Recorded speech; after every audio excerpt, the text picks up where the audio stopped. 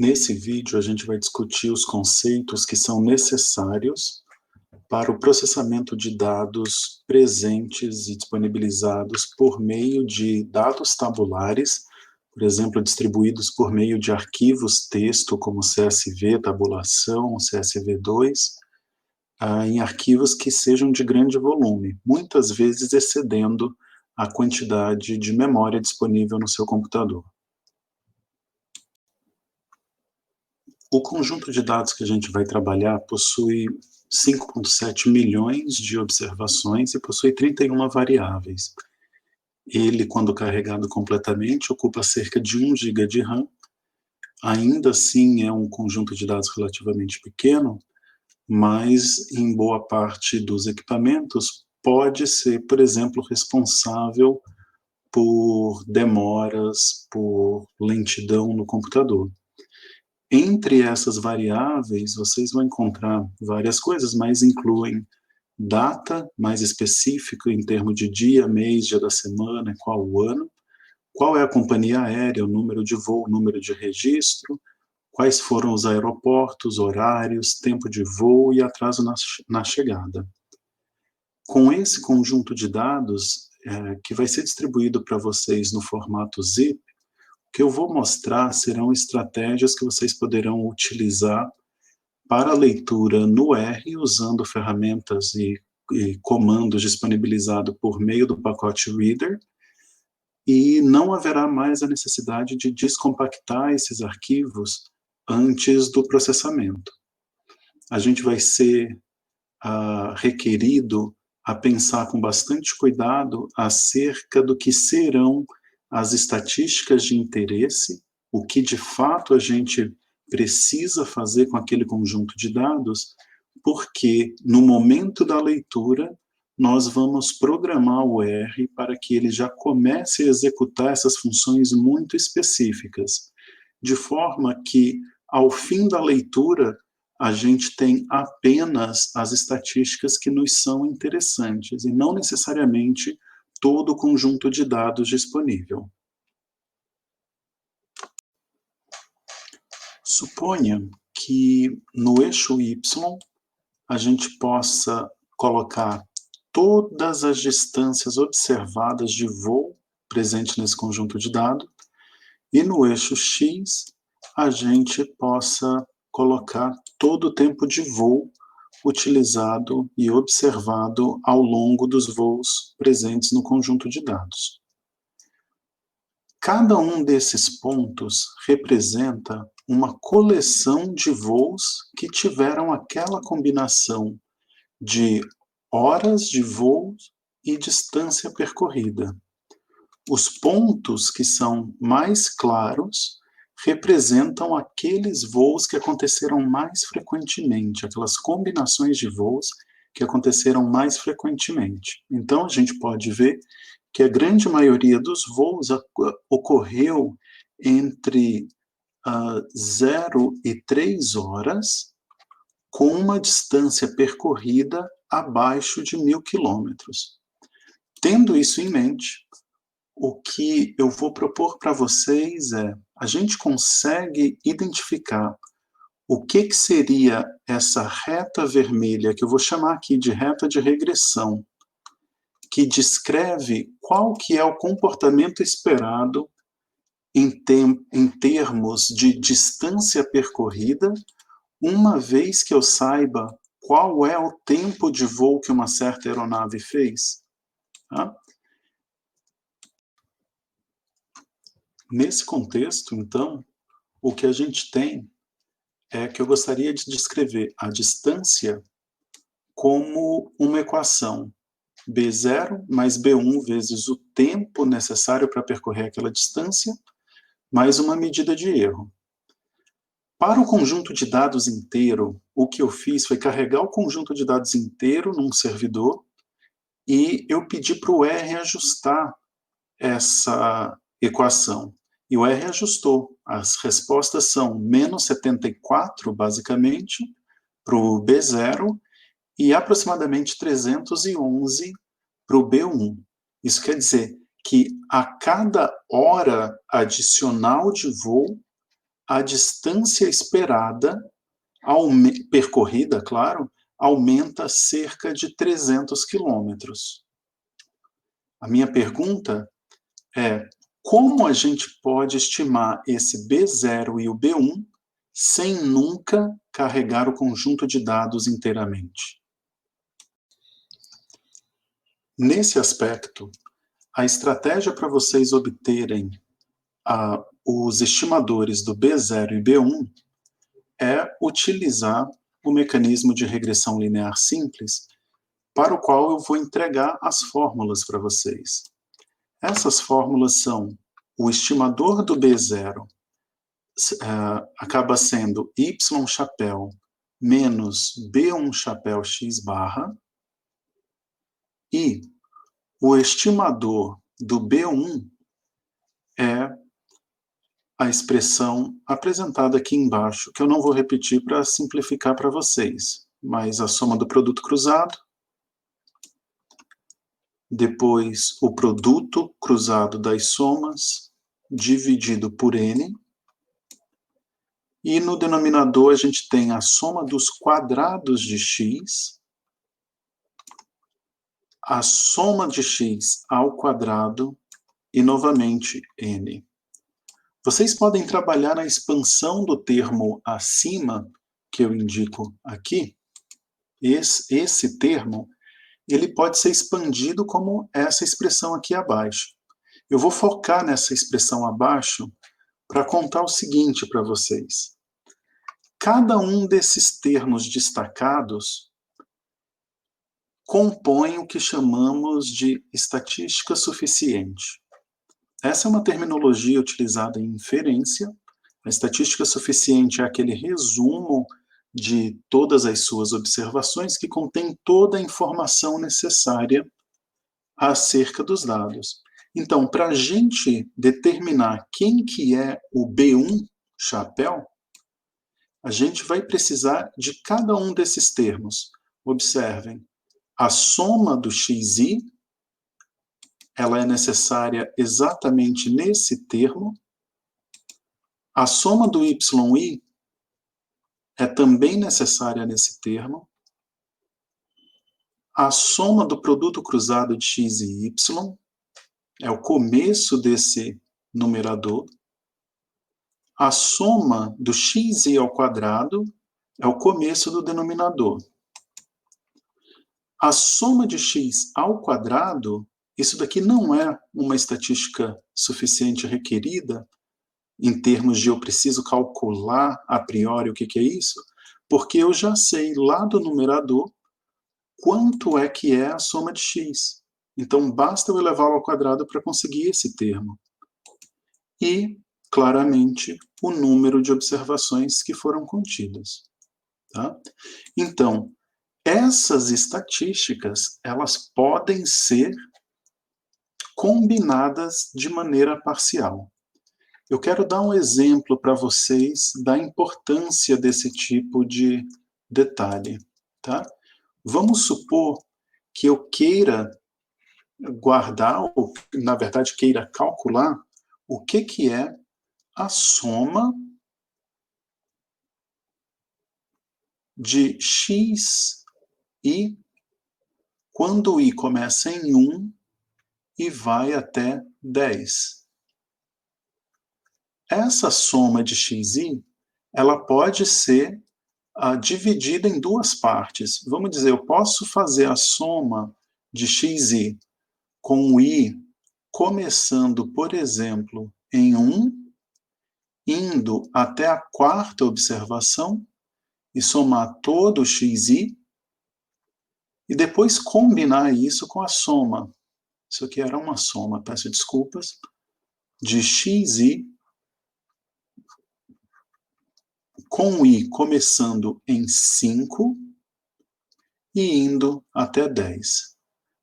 Vejam que essas duas partes, elas podem ser calculadas de maneira separada e ainda assim a gente conseguiria determinar o que é a soma de xi com o i indo de 1 até 10. Elas não precisam ter o mesmo tamanho. Veja que essa primeira parte tem 4 observações e a segunda tem 6 observações. Então, por exemplo, se eu quisesse calcular, num exemplo hipotético, a média desses 10 números em um conjunto de dados com 10 observações, eu poderia ler apenas as 4 primeiras observações no momento 1, eu vou chamar M1, e num segundo momento, calcular a soma da quinta observação em diante, no momento 2. E trabalhar a partir daí, tendo esses dois números, fazer finalmente a soma dessas duas quantidades. Sabendo também que na primeira parte eu tive 4 observações, eu teria um N1, por exemplo, igual a 4, e na segunda parte um N2 igual a 6, para eu calcular a média desses 10 números por partes, bastaria então eu fazer o M1 mais M2 dividido pelo N1 mais N2. E notem, isso me daria exatamente o mesmo resultado que eu teria se eu fizesse x1 até x10, a soma de todo mundo, dividido por 10. Qual que é a vantagem desse método aqui? A vantagem é que nessa estratégia eu nunca precisei carregar todas as informações na memória do meu computador. No nosso caso em particular, o nosso conjunto de dados tem 5,7 milhões de observações. Então, o que eu estou dizendo para vocês é que para resolver essas duas equações,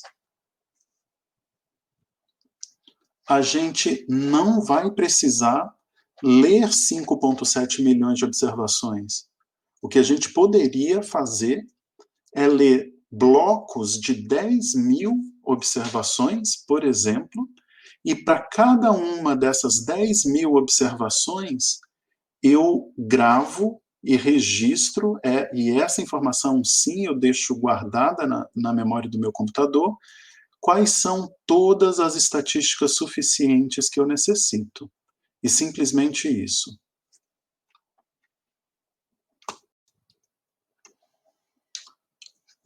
Como eu disse, a gente pode utilizar essas estatísticas suficientes para particionar as operações que a gente precise realizar.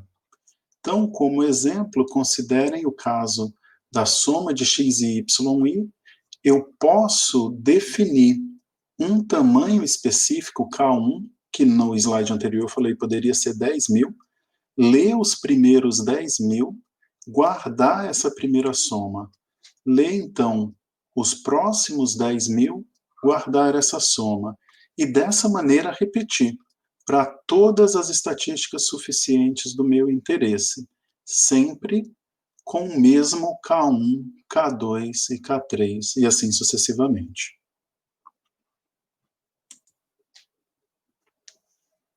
Então, tomando como exemplo esse conjunto de dados e sabendo que as nossas observações vêm com o tempo gravado em minutos, por isso eu divido por 60 de forma a ter horas, e a distância gravada em milhas, e por isso eu estou dividindo por 1,6 para ter a distância em quilômetros.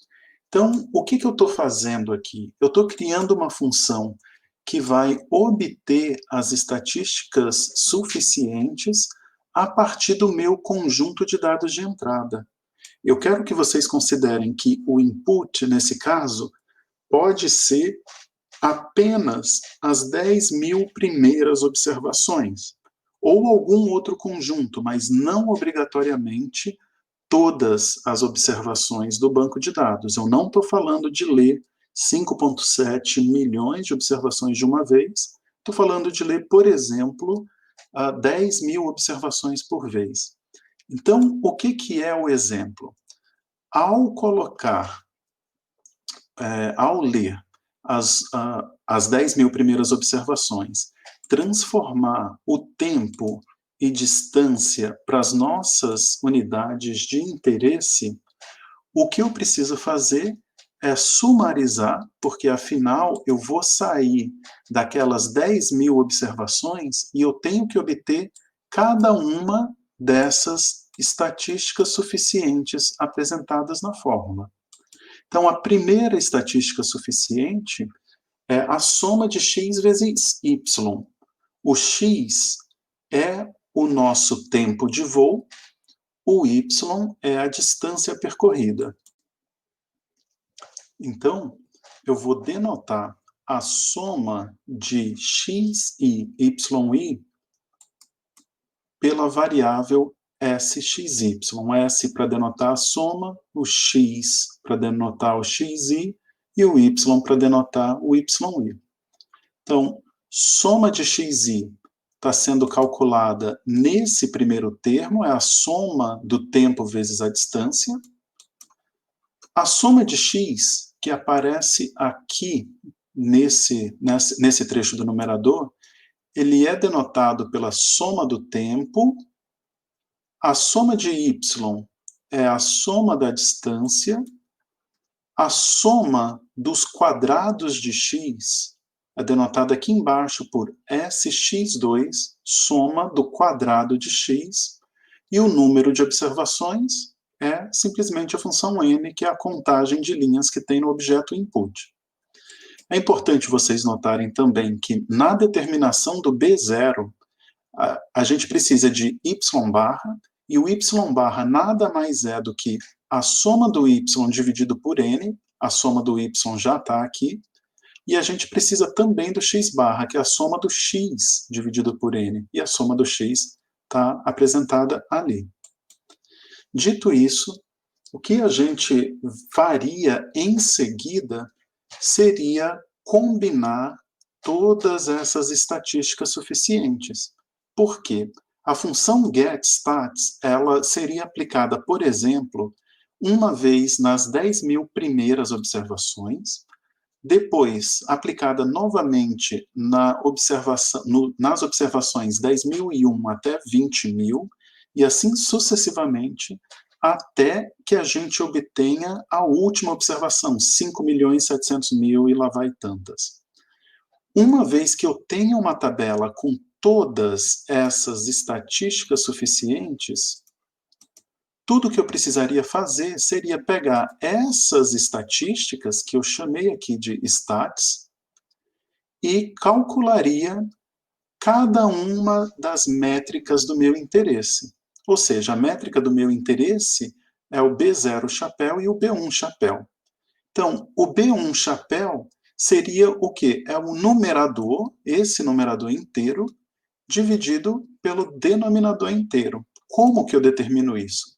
O numerador é a soma de todos os sxy que eu tenho, é esse primeiro termo, menos o segundo termo, onde eu tenho ali soma de x, ele vai ser a soma de todos os sx que eu tenho, vezes a soma de todos os sy. Tudo isso dividido por todas as somas de todos os n's que a gente obteve. De maneira análoga, a gente trabalharia no denominador.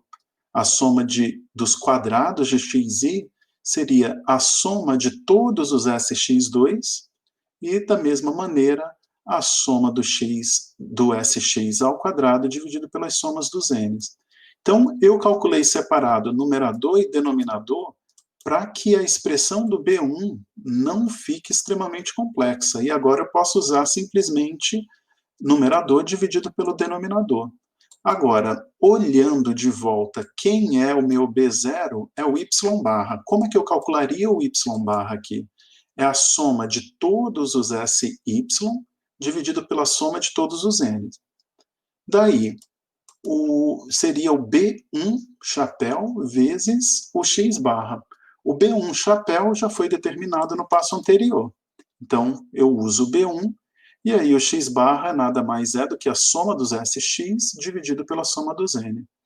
E aqui eu posso descartar, agora que eu calculei o B0 e o B1, eu posso descartar as variáveis num e dem. Então, por isso, eu faço a seleção de B0 e B1. Agora, apenas para simplificar e mostrar todos esses resultados para vocês, eu monto um gather para apresentar quais são os valores desses coeficientes. O que acontece, então, é que utilizando essa estratégia, a gente consegue recuperar exatamente os mesmos estimadores que a gente obteria se tivéssemos lido todos os 5,7 milhões de registros que existem nesse conjunto de dados. Essa técnica se chama processamento de dados em lote. O lote é esse grupo de 10 mil observações, por exemplo, que no meu exemplo abstrato eu utilizei. O pacote reader, com as suas funções read CSV e CSV2, dlin e tsv, ele tem funções que são chamadas read CSV chunked, e todas essas funções permitirão que vocês processem os dados utilizando a técnica de lote. Essas funções chunked, elas requerem 2 argumentos adicionais. O primeiro argumento é o chunk size, quantas linhas você vai querer ler por vez, e o segundo argumento é o callback, que é que função vai ser aplicada em cada uma das porções que a gente identificar. O callback vai retornar para vocês as 3 opções, né? Dependendo da função que você der para o callback. Você pode utilizar uma opção que é data frame callback, ou seja, todas as vezes que ele executar aquele conjunto de dados, aquele conjunto de códigos que eu mostrei, de calcular as estatísticas suficientes, ele transforma aquilo num data frame e retorna para você o resultado dessas estatísticas parciais também em um data frame. A segunda opção é um mecanismo um pouco mais flexível, onde ao invés de um data frame, ele retorna uma lista, e o terceiro conjunto, o side effects chunk callback, ele na verdade não retorna nenhuma função de volta para o espaço do R. Aqui a gente faz a exata aplicação das funções que a gente criou 2 slides atrás. Então, eu apresento para vocês o comando read CSV chunked, eu passo quem é o conjunto de dados que eu quero ler, esse daqui é o conjunto de dados que tem 5,7 milhões de registros, e aí eu digo para o R, olha, no callback, o que eu quero é que o meu resultado do callback venha como um data frame. Então eu uso o data frame callback new, $new, e passo como argumento a função que a gente criou, que foi aquela função getStats. Lembrem, procurem 2 slides atrás, a função getStats vai ler, no exemplo que eu dei ali, 10 mil observações, e vai calcular o SXY, SX, SY, N, SX ao quadrado, e assim vai, para cada uma das partes de 10 mil observações que eu dei como exemplo naquela ocasião. O que eu faço aqui é que, ao invés de ler 10 mil observações apenas, ele lê agora 1 milhão de observações. O que é importante vocês observarem?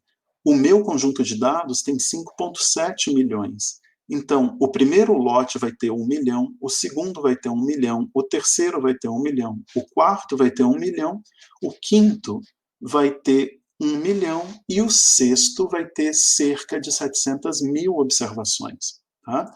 Então, ao invés de eu ter 5,7 milhões de registros nesse conjunto de dados, o que eu vou ter de volta da função read CSV chunked é o conjunto de 6 linhas, onde cada uma das linhas são as estatísticas suficientes parciais que foram calculadas utilizando a função getStats. Como eu disse, a função getStats calculava para a gente SXY, SX, SY, SX2 e N. Cada uma dessas linhas, notem que são 6 linhas, são os resultados daquela função que a gente criou, getStats, aplicadas nos lotes de, no máximo, 1 milhão de observações. Para o primeiro 1 milhão, esses foram os resultados daquelas estatísticas suficientes. Para o segundo 1 milhão, para o terceiro e para as últimas 700 mil quase observações. Na verdade, foram um pouco mais, 805 mil. Tá? Então, agora, dito isso, feito que a gente tem todas as estatísticas parciais, como é que eu calculo o beta 1 e o beta 0? Utilizando a combinação dessas estatísticas parciais. Vamos lembrar que se eu quisesse simplesmente o y barra, o que eu preciso fazer é somar a coluna SY. Lembrem que SY é a soma do YI para o primeiro lote, a soma do YI para o segundo, para o terceiro, quarto, quinto e sexto. Então, tudo que eu precisava fazer era pegar todas essas estatísticas parciais e somar toda essa coluna para ter exatamente o que é a soma de YI para as 5,7 milhões de observações. E daí dividir essa soma do SI pela soma do N para então obter a estatística Y barra.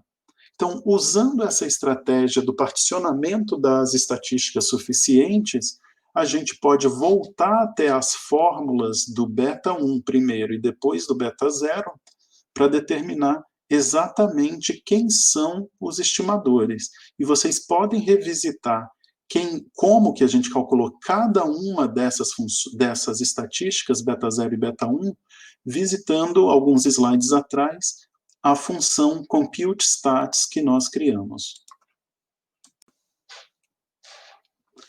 Uma outra estratégia para uso inteligente dos recursos computacionais que você tem no seu computador é a importação das colunas específicas da base de dados.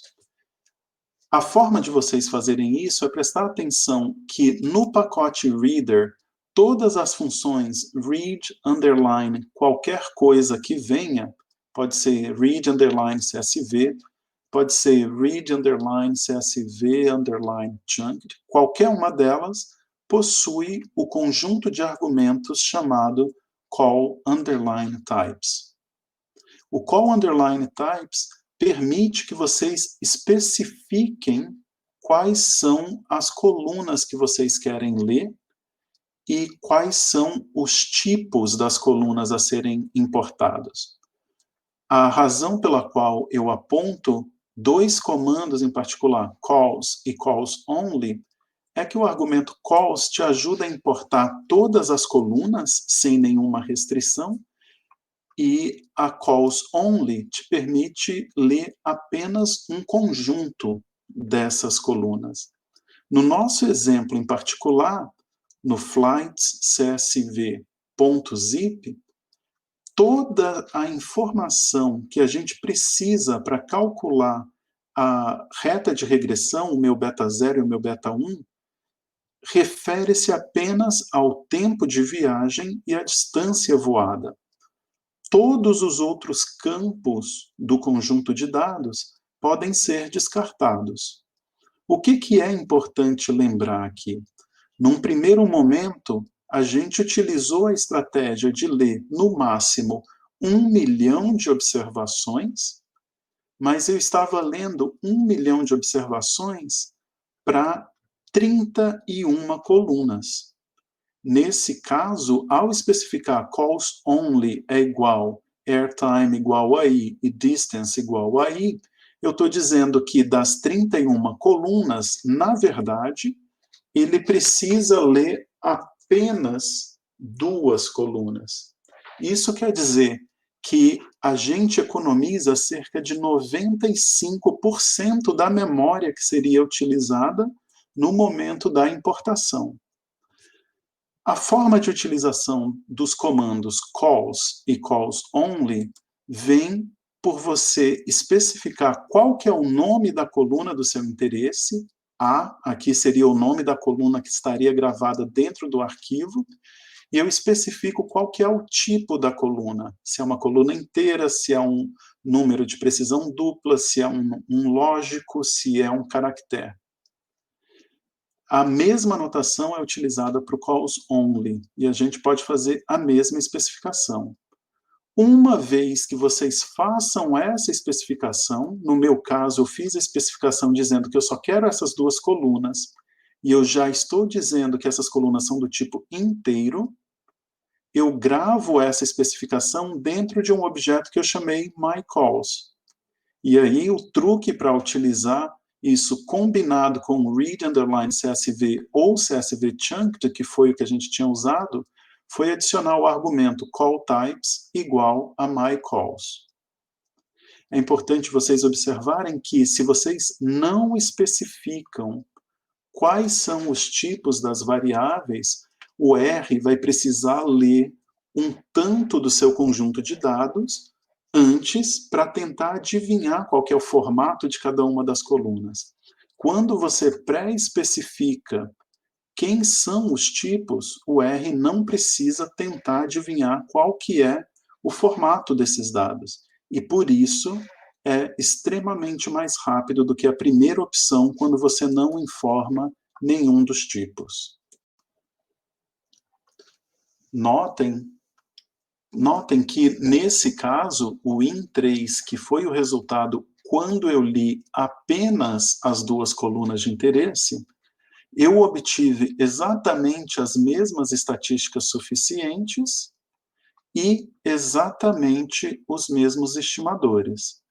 A diferença é que, na hora de calcular quem são essas estatísticas suficientes, ao invés de ler 31 colunas, depois de lidas 31, descartar 29 delas, o que eu fiz já foi chegar no banco de dados e dizer: eu só quero essas 2, e eu importo apenas as 2 colunas que são de interesse.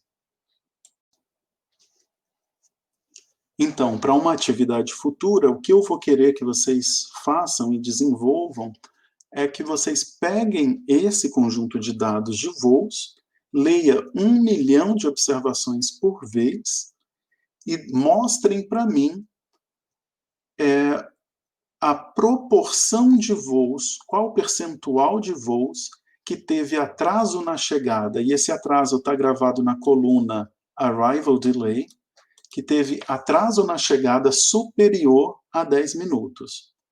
Vocês precisarão utilizar apenas essas 4 companhias. A A é a American Airlines, DL é a Delta, a UA é United Airlines e o S é a US Airways. Então, vocês vão utilizar essas 4 companhias aéreas e vocês precisarão calcular esse atraso médio para cada companhia, para cada um dos anos, para cada um dos dias do ano de 2015. A minha sugestão é que vocês usem apenas comandos do Tidyverse Dplyr, combinado com o Reader, e vocês precisarão mostrar o resultado final num formato de calendário.